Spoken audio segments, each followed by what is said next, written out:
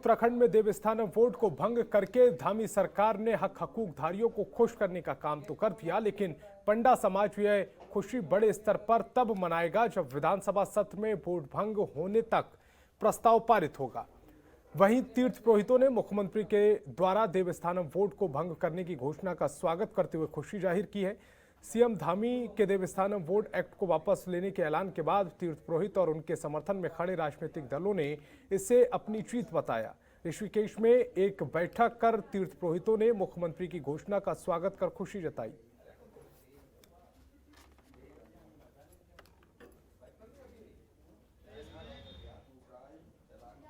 आज देखो, अभी इन्होंने घोषणा की है, इस समय चारों धामों में जो है खुशियाँ हैं। अभी जब विधानसभा सत्र में पूर्णतः ये भंग होगा तब हम बड़ा जश्न मनाएंगे और चारों धामों के लोग जो है माननीय मुख्यमंत्री का भी हम वो करें, हार्दिक धन्यवाद करें। यदि अगर बोर्ड वापस नहीं होता है ये ना, तो हम लोगों का ये है कि हम 15 सीटों पर जो इनको हराएंगे और हो सके हम किसी भी जगह से अपना उम्मीदवार खड़ा कर सकते हैं, पर लेकिन इन्होंने बोर्ड भंग करने की घोषणा कर दी है। अब हमारा ये विचार कुछ नहीं है कि हमारे तीर्थ पुरोहित समाज, हमारा पंडा समाज जो निरंतर 2 वर्षों से ये मांग कर रहा था कि उनके हक हकूक़ों की जो लड़ाई थी, जिसको सरकार के द्वारा छीन लिया गया था उनके अधिकारों को, उसकी लड़ाई के लिए उन्होंने एक लंबा संघर्ष किया। और मैं समझता हूँ आज बड़ी खुशी की बात है कि प्रदेश सरकार को सद्बुद्धि आई और उन्होंने इसको वापस लेने की घोषणा की है, जिसके लिए पिछले सत्र में कांग्रेस के विधायकों ने भी विधानसभा के अंदर वो पुरजोर तरीके से मांग उठाई थी। देखिए, जैसा आप बता रहे हैं कि देवस्थानम बोर्ड भंग कर दिया गया है, सबसे पहले तो मैं माननीय मुख्यमंत्री जी का बहुत धन्यवाद कर रहा हूँ, बहुत उनको साधुवाद दे रहा हूँ। और जिस प्रकार से देवस्थानम बोर्ड पे हमारे बहुत से तीर्थ पुरोहित इसको लेके लामबंद थे, विरोध में उतरे थे। अनेकों बार मैं जब केदारनाथ या बद्रीनाथ जी भी गया, उन्होंने भी मेरे सामने अपनी पीड़ा रखी थी। और अध्यक्ष विधानसभा होने के नाते मैं भी खुद चूँकि एक धार्मिक व्यक्ति भी हूँ, धर्म के प्रति मेरी बहुत आस्था है।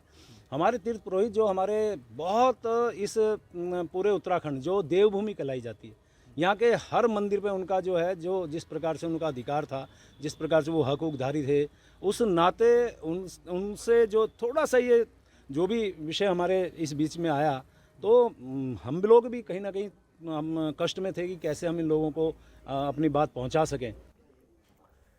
चारधाम देवस्थानम बोर्ड को भंग करने की कार्यवाही पर बीजेपी प्रदेश अध्यक्ष मदन कौशिक ने इसे सामान्य प्रक्रिया करार दिया है। और क्या कुछ कहा है, सुनवाते चीजें हैं।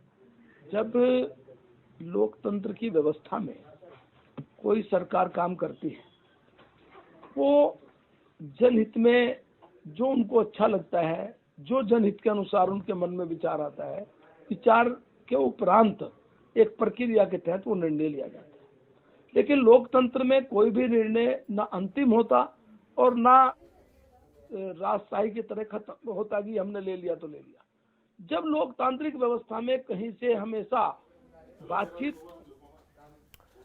और मुख्यमंत्री पुष्कर सिंह धामी प्रेस कॉन्फ्रेंस कर रहे हैं, सीधे लिए चलते हैं।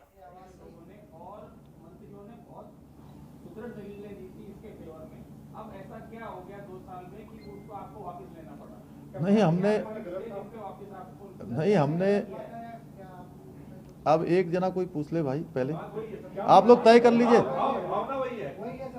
अरे आप सबका पहले तय कर लीजिए कौन पूछेगा, मैं सबका जवाब दूंगा।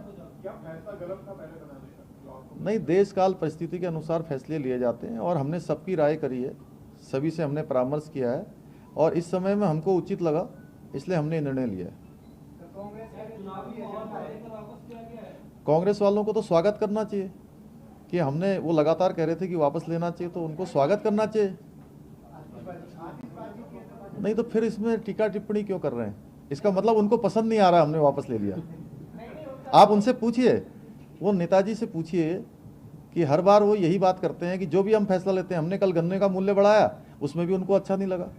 उनको कोई सरकार के काम अच्छे लग ही नहीं सकते क्योंकि वो विपक्ष में है, तो उनको कुछ ना कुछ बोलना है, इसलिए हम भी उनकी बातों को देखकर हंसते रहते हैं।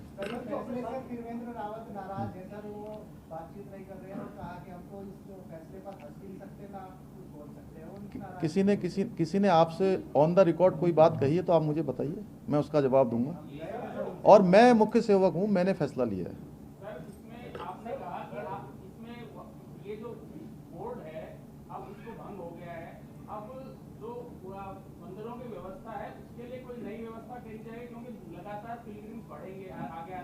नहीं, हम अच्छी व्यवस्था बनाएंगे। मैंने कहा कि सभी का सहयोग लेकर अच्छी व्यवस्था बनाएंगे, निकट भविष्य में अच्छा करेंगे। और मेरा आपसे फिर कहना है कि मैं मुख्य सेवक हूं, मैंने फैसला लिया है राज्य के हित में।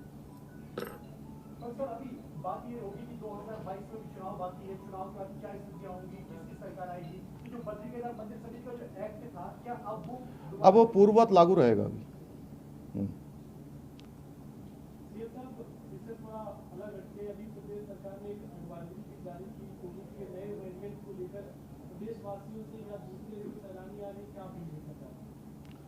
नहीं, उसको लेकर अभी हमने कल एक हाई स्तरीय एक समिति की हमने पूरी चीफ सेक्रेटरी और सारे जितने भी सेक्रेटरी हैं उनके साथ हमने मीटिंग करी है।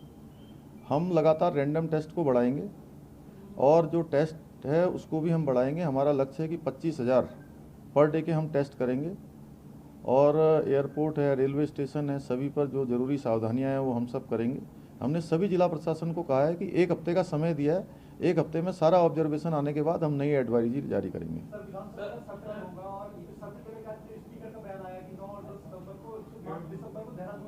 देखिए, इसके लिए हमने माननीय विधानसभा अध्यक्ष जी को पूरी तरह से ये कहा था कि वो सारे राजनीतिक दलों के लोगों से बात कर लें। उन्होंने नेता प्रतिपक्ष और हमारे संसदीय कार्य मंत्री और अन्य लोगों से मंत्रणा करी है। उनका जो भी सुझाव होगा उसके आधार पर सरकार सत्र करवाएगी। हाँ, वो भी जो भी कानूनी जो वैधानिक प्रक्रिया है, जो भी नियमावली है, उसके अंतर्गत हम कार्रवाई करेंगे।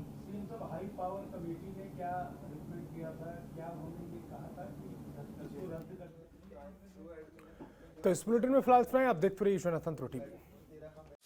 खबरों के निष्पक्ष विश्लेषण के लिए सब्सक्राइब करें Jantantra TV and press the bell icon. Never miss any update.